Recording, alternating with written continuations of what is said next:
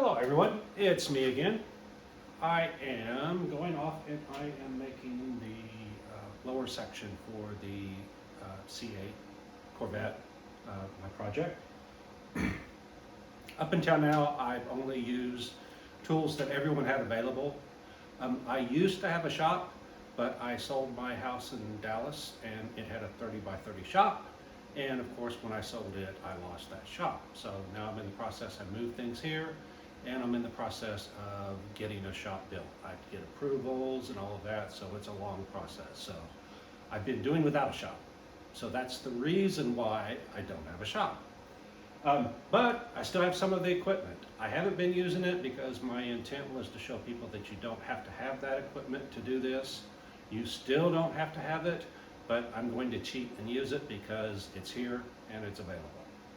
All right, so some of the tools I have is I have a metal shear, 4-foot metal shear, a 4-foot metal bender that can bend other sizes as well. I have an 8-foot metal bender right here. You can't see it, but all of this is sitting on a chassis table. I have a chassis table right here. I have 2 lifts, I have an air compressor, unbelievable amount of tools. I've been doing this a long time, so I have all the tools available. I just chose to do this project without using them to show people that you could do it. Okay, so what I've done is I went and bought a piece of 10-foot roof flashing so that I could get the metal from it. Unfortunately, this is an 8-foot metal bender. So I have to cut 2 feet off of this 10-foot. It's 10 foot by 14 inches. Okay. So first I marked it. Instead of going off and marking 8 foot, since I am assuming their 10 foot is pretty accurate, I just marked off 2 feet. I'm going to cut 2 feet off of this. My stepfather was a brick mason and he taught me a lot of tricks. One of the tricks is that when you're measuring something, don't just make a mark because your mark won't be exactly straight. Make a V instead. So I don't know if you can see it, but that's what I did. I measured 2 feet from this end, and I made a V, and then I got my square right here. I couldn't find my smaller square. This would work. Put it here, and then I made a line. I didn't even need to make the line because this has an edge right here that'll hold it square, but it's kind of at an angle and stuff's in the way, so I thought it'd be safe rather than sorry. So what I'm going to do now is take this piece of metal, stick it in my metal shear. Now when stuff got moved, it did not get set up for working. I wasn't planning on doing a lot of work in here. So you'll see that stuff's in the way. I'm in the process of getting all this organized, but it's a long, drawn-out process. Especially because this is smaller than the shop that I had in Dallas. So it's downsizing and moving all at the same time. All right, so I'm going to feed it. You could just use 10 snips, metal shears to cut this. I think you can buy those for, I don't know, 10, 15 bucks or so. That's what I use a lot. Especially when this equipment wasn't available. All right. So I'm going to pull this until my line lines up with the shear. It has finger protector here so that you don't cut your finger off or anything else. So you have to look through here and line this up, line with the blade itself, which is right here. That looks square enough to me. It can be a little bit more than 8 feet. The actual blades are 8 feet, but there's a couple of inches on each end, but it's not going to be as sharp of a bend if you use that, so I'm trying not to use that. I'm trying to make this exactly 8 feet. All right, so the shear, there's a big pedal right here, because this can cut pretty thick sheet metal. This is going to be trivial for this thing. Okay, it slipped as I moved. I can see that now. There we go. Again, not that it matters, this isn't rocket science.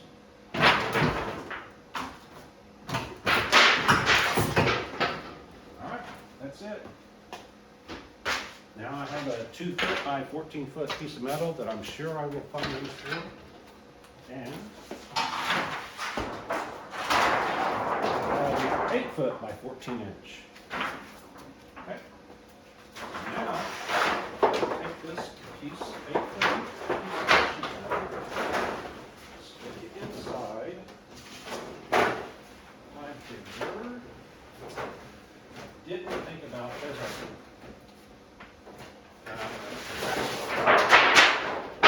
When they make this, they bring the edge up. That's going to cause a problem.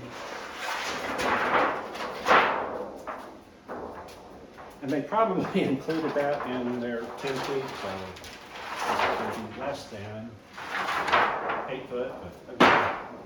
I measured the car, and the very most I would read would be 7 feet.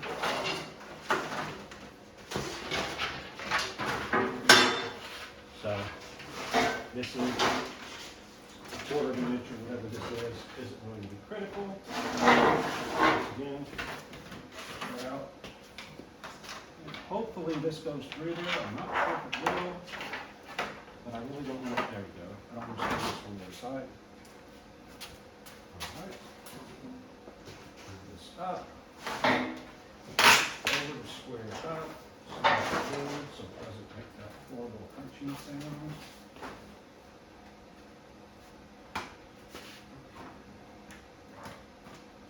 And if I cared, I could have straightened that out with a hammer or something, but again, it doesn't really matter.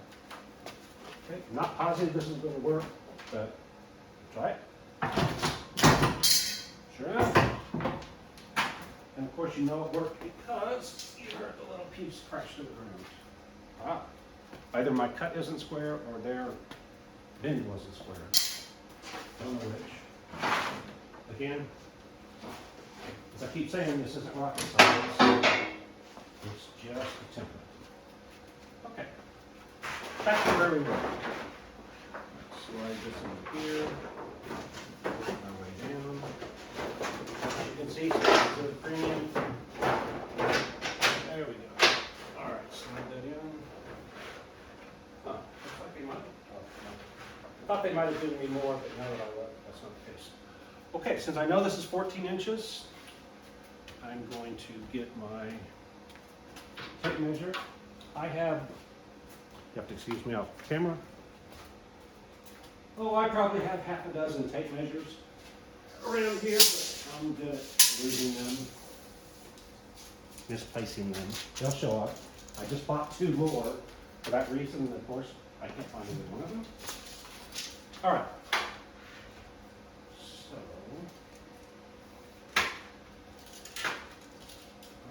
There is it's been so long since I've used this. Okay, there's a lever here. Don't want to do my rag, not that it matters. That lowers this. Okay. So I come here and measure 7 inches. Again, doesn't matter exactly. I measured, and it really only needs 5 inches. Okay. Come down here. Make sure it's 7. Oh, almost exactly spot on. Wow, I'm surprised. Sometimes I even surprise myself. All right. Unfortunately, this is set up for a thicker piece of metal, much thicker piece of metal. Oh. There's another handle down here. That's what it is. All right, so 7 inches. This one doesn't want to move. Again, it's been a while. All right. There we go. Now, measure again. As they say, measure twice, cut once. In this case, measure twice. Exactly 7. And down here, and this should still be, yep, exactly 7. All right. So now all I have to do is, there is a handle down here. And of course the handle's all the way up this end. Okay.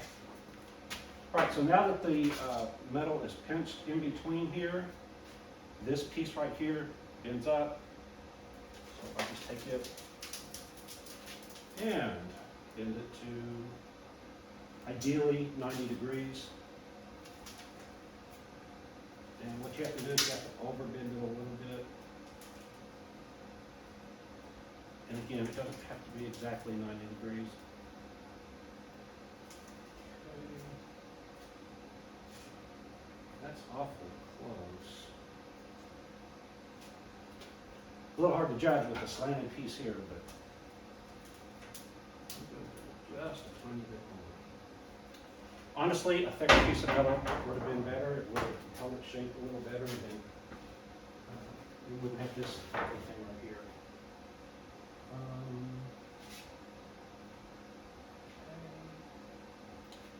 Okay. In hindsight, what I should have done was bent the edge a little bit just to give a little bit of a lip. Would have made sure this end is straight. In fact, I will probably do that right now. It can be bent either way. It can be bent this way or that way, just as long as there's a 90 degree. It does mean I'll lose a little bit of that 7 inches, but again, I measured and I only need 5 inches, so that's fine. So I'm going to go ahead and fold this up a little bit. Here and here. And I'll slide this out.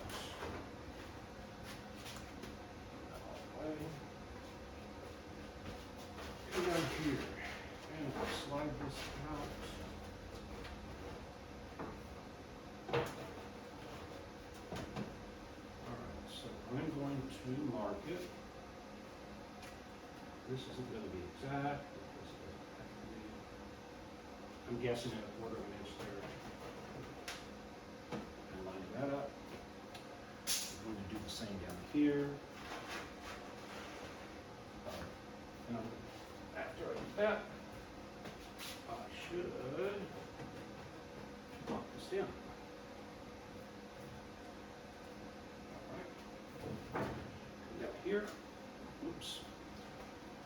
Same thing. Pull it out. Let's see the end. Estimate about. That's not even a quarter of an inch, whatever that is. Again. Right, so of course now I have to get to the back under there. All right.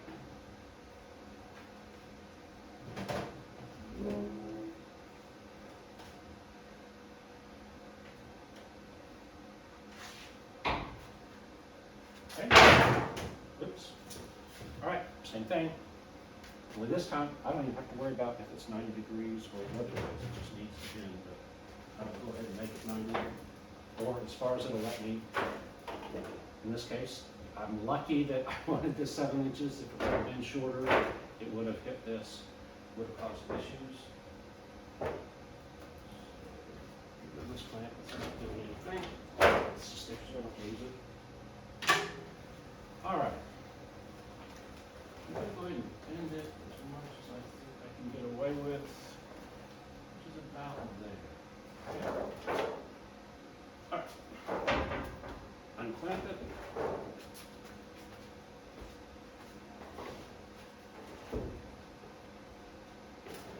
Pull it out.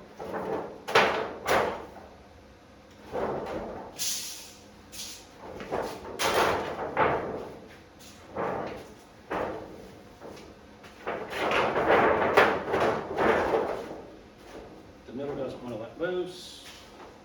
Deal. So,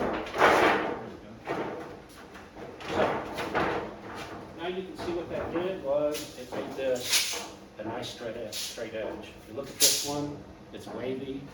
It's got little ripples and stuff. This one doesn't have that. So I'm going to do the same thing.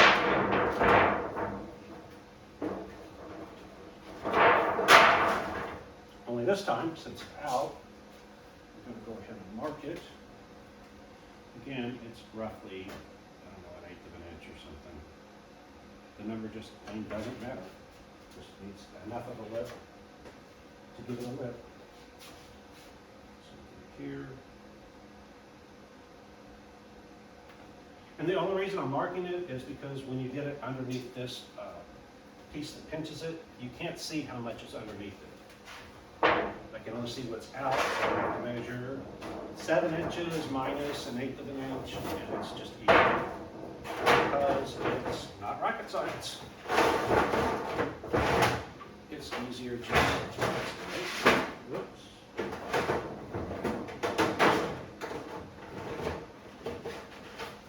So again, I'm going to purposely put it under there further than it needs to go.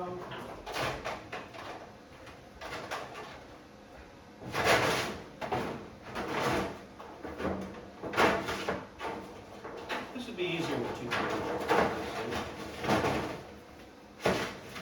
But I'm used to not having two people. All right. I'll pull this out to the edge of this because I know that's 8 feet. Pull it to the lines. Drop this down. Crunchy noises always bother me, even if they're to be expected. Once again, I line this, I made a V, I didn't just make a line, so I lined that with the point of the V, and it's locked down. Okay. And down here, pull this out until it lines with the V, clamp it down, and I'm going to come in down here and check this one again because it could be stressed in the middle. The other advantage of making the V is if I had a line and it was in a little bit too far, the line would be out of sight and I would have to say, oh, it must be on the line. Because this has a V, I can see half of the V right here and half of the V down there. All right, again, double check. It slipped again. Again, it doesn't really matter, but as long as I'm doing, oh, I see. The center's pinched. There we go. All right. Clamp that down.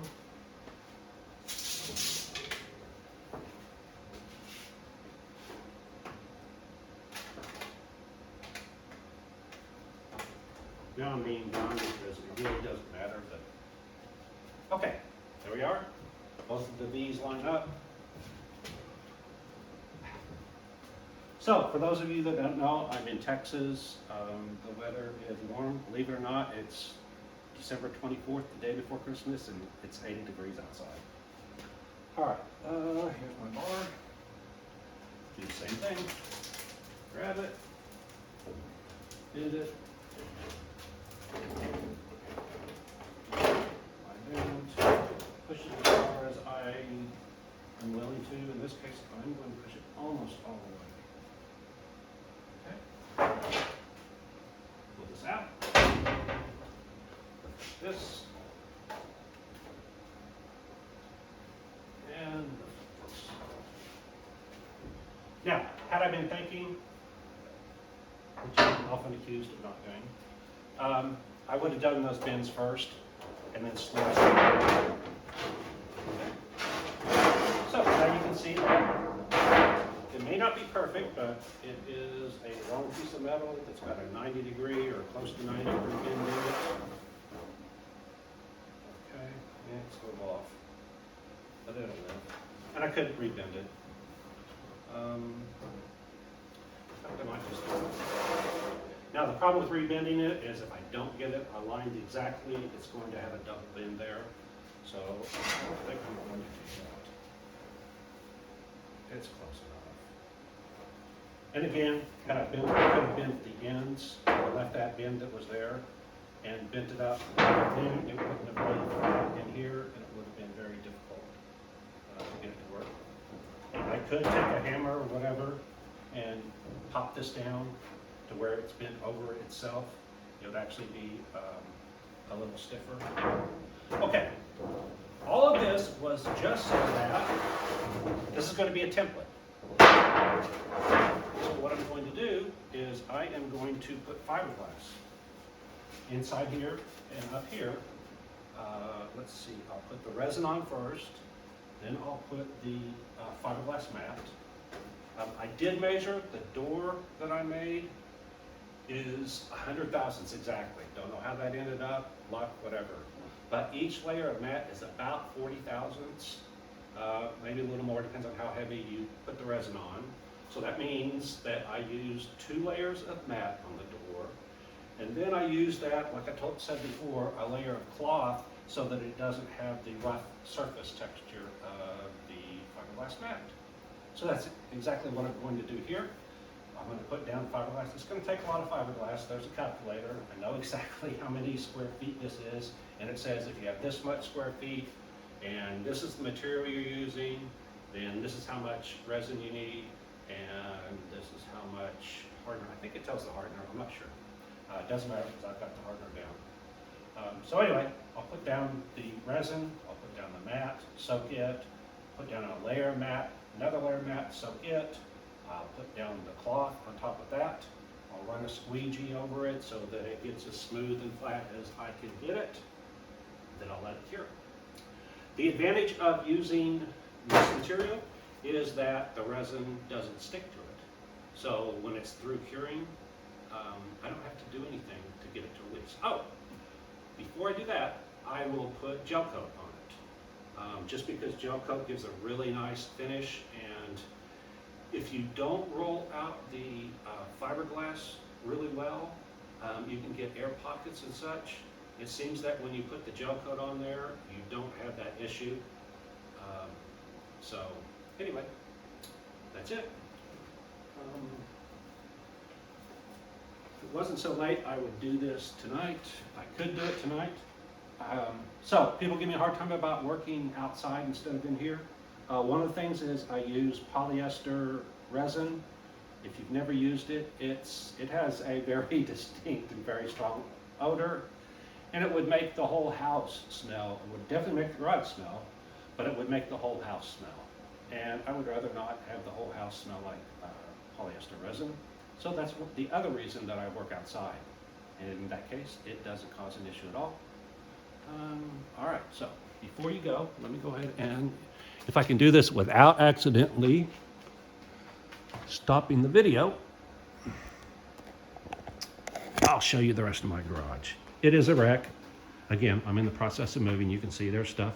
Believe it or not, this is way better than it was. I've been spending the last week or so, a couple weeks, trying to clean stuff up. Unfortunately, the laundry room is out here in the garage. Got my washing machine out, and apparently it is broken. So I had to take it apart, find out what's wrong with it. Unfortunately, it is actually physically broken. The top of this valve snapped off. It's plastic. So I have to order this distribution valve thing. Haven't got around to it. It's not exactly a priority right now. So I have 2 lifts here. Unfortunately, the other shop was 30 by 30, so I could put 2 lifts side by side. Here, it's not that wide. It's your typical 20-foot wide. I could maybe make a lift work, but they'd have to be offset. I haven't decided if I want to do that, or I'll just wait until I get my shop built and just have 1 lift in here. Of course, the other problem is with all this equipment, there is no room to actually use 2 lifts, even if I hooked it up. You can see over there, I've got a beater. It puts beads in metal. What else do I have? I've got a sandblaster cabinet over there. I've got an English wheel. Anyway, that's pretty much all that looks significant to me. All right. All of this over here against this wall, these are templates that I've used for both this project and other car projects. Whenever I make a body panel, I make a template so that when I need to make it in the future, I can do that. People talked about using foam. You can see I've used foam in the past. Doing things the way I am, because for this specific job, I think in my case, it's the easiest way to do it. So yes, you know, I could use foam for everything, but I think there are places that foam work better and not. Sander right there. So again, I have all the tools to do all this stuff. Collected them over there's a press over there. I've got an engine hoist, engine stand, all of those things, because I also build racing engines. Okay, I guess that's good enough for now. there's my quote shop tour, or whatever you want to call it. Mess tour is more like it. But again, tomorrow morning I'll get back on this and I'll start making some parts. Like, subscribe, and if you want to know when I post a video, hit that bell so it'll tell you. Bye.